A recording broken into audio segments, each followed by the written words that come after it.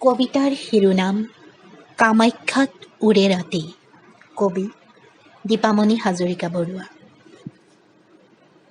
কালি ৰাতি তেওঁ আহিছিল সপোনতে, তেজৰ মৃত নৈ এখনেৰে লৈ গৈছিল মোক বন্ধ দুৱাৰৰ ভিতৰলে।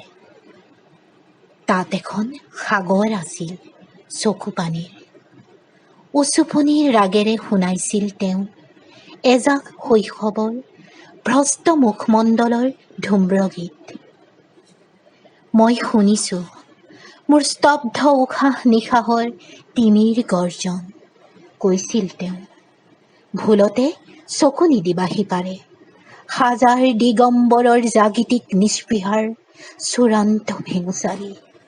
নাৰী মই, আভৰণ মোৰ অহংকাৰ, ধৰ্মবিবশতাৰ নিৰ্লজ্জ চিটিকনিত টোপ টোপ তেজৰ টোপাল মোৰ সৰ্বোচ্চ দেহাত। এনেই শৰীৰ দুৰ্বল কম্পমান, যুগে যুগে কিমান সহিব ৰজস্বলাই অপমান।